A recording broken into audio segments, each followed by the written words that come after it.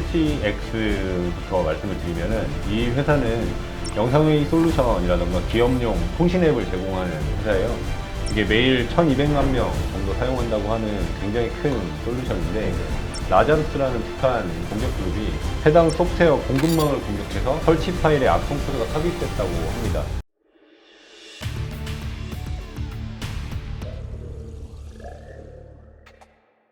안녕하세요. 보안뉴스의 권준 편집국장입니다. 안녕하세요. SW의 곽형주입니다. 얼마 전에 저희 세계보안 엑스포 전자정보 네. 솔루션 페어 행사장에서 저희가 네. 인사를 드렸고 다시 스튜디오에서 뵈니까 너무 반갑습니다. 네. 네.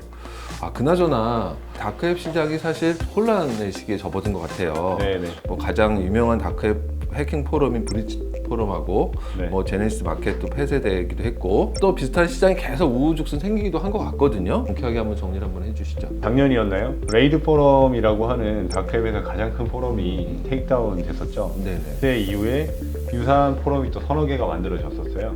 그 중에 하나가 이제 이번에 또 테이크다운된 브리치드 포럼이라는 곳인데, 이 브리치드 포럼이 셧다운되고 나서 5개에서 6개 정도의 신규 포럼들이 또 만들어졌어요.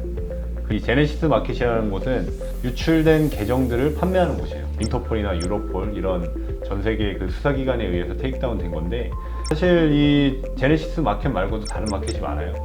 그래서 이게 폐쇄된다고 해가지고 범죄자들이 뭐 순식간에 이게 사라진다거나 하는 건 아닐 거고, 이런 그 수사기관들의 테이크다운 시키는 시간이 점점 짧아지고 있거든요. 짧은 시간 내에 더 많은 범죄자들이 모여있는 그런 포럼들을 테이크다운 시키고 있는데, 이런 것들이 조금씩 모이다 보면 좀 더 가시적인 성과가 나올 것 같고요.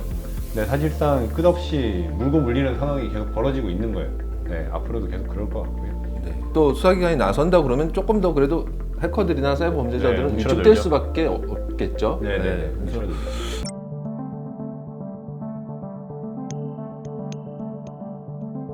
뭐 북한 얘기는 계속 할 수밖에 네. 없는데 네. 3CX에서 공급망 해킹 사건이 발생했는데 네. 이게 또 북한 아자레스 소행이라는 또 추정된다는 보도도 있었고요. 네네. 우리나라에서는 뭐 되게 유명한 이제 금융보안 인증 소프트웨어 취약점을 악용해서 북한이 해킹 공격을 했다. 네네. 그래서 뭐 국정원하고 키사하고도 이제 해당 인증 솔루션에 대한 보안 업데이트 권고도 했고요. 네. 사이버 공격으로는 지금 북한이 뭐 계속 움직이고 있는데 네. 이와 관련된 좀 일련의 사건들을 한번 소개를 한번 해주신다면요. 네, 스트레이치 X부터 말씀을 드리면은 이 회사는 영상회의 솔루션이라던가 기업용 통신 앱을 제공하는 회사예요. 이게 매일 1200만 명 정도 사용한다고 하는 굉장히 큰 솔루션인데, 네. 라자루스라는 북한 공격 그룹이 해당 소프트웨어 공급망을 공격해서 설치 파일에 악성 코드가 삽입됐다고 합니다. 이게 무슨 얘기냐면 이 공급망 자체를 오염시킨 거예요. 일단 그 공급망 부분은 신뢰도가 굉장히 높습니다. 거기서 내려오는 파일들에 대한 검증 작업을 그렇죠. 믿고 그냥 하게 되죠. 네, 믿고 할 수밖에 없어서 이 부분을 오염시키면은 굉장히 많은 피해자가 발생할 수밖에 없어요. 그리고 우리나라에서는 이제 인터넷 뱅킹을 할 때 프로그램을 사용하는 그 포션이 크다 보니까 이게 좀 더 피해가 확산될 수 있는 위험성이 높고요.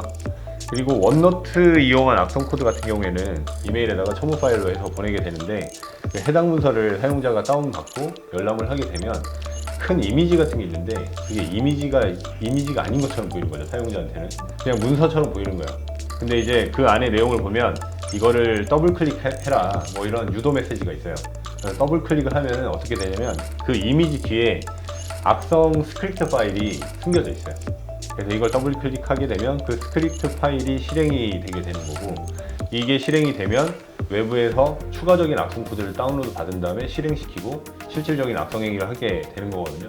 이런 방식은 사실 전 세계적인 공격 그룹들이 많이 사용하고 있는 방법이고, 이거의 시사점은 이런 김스키나 라자루스나 이런 공격 그룹들은 외부의 트렌드, 다른 범죄자들이 사용하고 있는 그런 공격 수법들을 그대로 모사해서 자기네들 공격 수법으로 내재화하는 그런 게 꽤 빠르다는 거죠. 그런 공격 기법들을 계속 발전시킬 거예요. 최근에 사실 락빗 랜섬웨어 조직 있잖아요. 우리나라 국세청을 해킹했다. 4월 1일 날 이제 거기에 또 공교롭게 만우절이더라고요. 데이터를 네. 공개하겠다 이래가지고 사람들이 많이 우려도 하고 걱정을 했고, 사실 국세청이라는 거에서 정보를 어떤 정보가 나올까라는 것들 때문에 사람들이 많이 그랬는데 결국은 뭐 별다른 데이터는 공개되지 않은 걸로 네, 맞아요. 지금 알고 있는데 네. 락빗이라는 조직이 거짓말을 했을까라는 생각도 들고 네.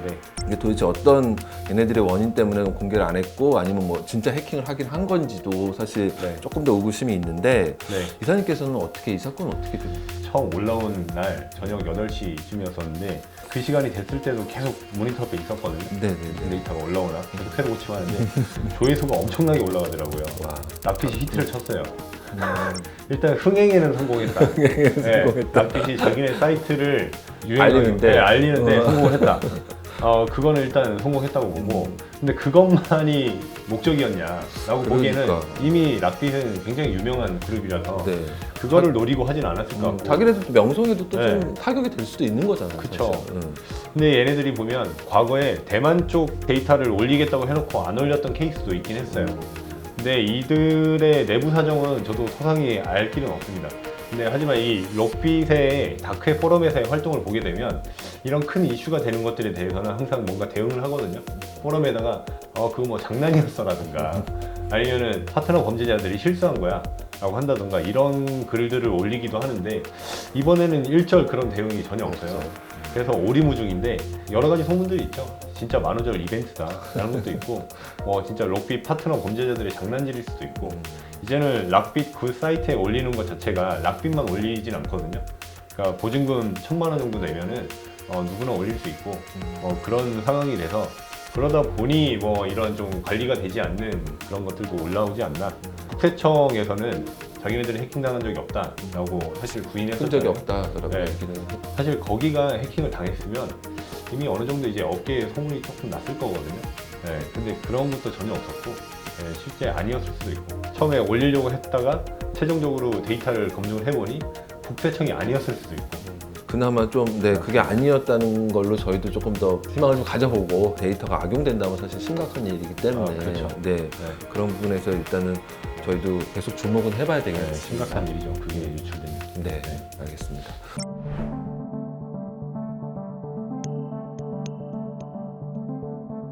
또 여러 가지 또 일들이 사실 많았는데 활동이 좀 많았던 조직이라든가 이슈, 국가 뭐 이렇게 여건별로 한번 정리를 마지막으로 좀 해주신다면요. 네. 3월 한 달간 387개 정도의 기업이 피해 기업이 됐고요. 제일 많이 피해 기업을 양산한 그룹은 당연히 록빗이고요. 예년만큼 막 200개, 300개씩 락빗이 하진 않지만 한 100개 정도는 락빗이 피해 기업을 만들었고, 그리고 그 다음으로 이어지는 게 클롭이에요. 클롭은 우리나라에서도 한번 이슈가 크게 된 적이 있었는데 클롭이 98개 정도 굉장히 왕성해졌어요. 다시 그러네요. Go Anywhere라는 그 파일을 공유하고 이제 트랜스퍼 해주는 서비스가 있는데 거기에 취약점이 있어요. 그 취약점을 이용해서 랜섬웨어를 뿌리지 않고 정보만 탈취해 나가는 그런 케이스들이 많이 식별되고 있고요. 피해 국가들을 보게 되면 미국이 가장 많고요. 그 다음에 영국, 캐나다, 인도, 프랑스 순으로 있다고 보시면 될 것 같고, 업권 같은 경우에는 제조업, 리테일 쪽, 비즈니스 서비스 쪽 이런 순서는 좀 비슷합니다. 동서예요. 네네. 그래서 3월에는 클럽의 활동이 두드러졌다. 주목할 만한 포인트네요. 네네. 오늘도 뭐 여러 가지 이슈들이 많고 사건들이 많았는데 네. 또 일명요연하게 명쾌하게 또 정리해 주셔서 또 이 시청하시는 우리 구독자분들이 많은 도움 받으실 것 같고요. 수고 많으셨습니다. 감사합니다. 네, 이상 마치겠습니다. 네. 네.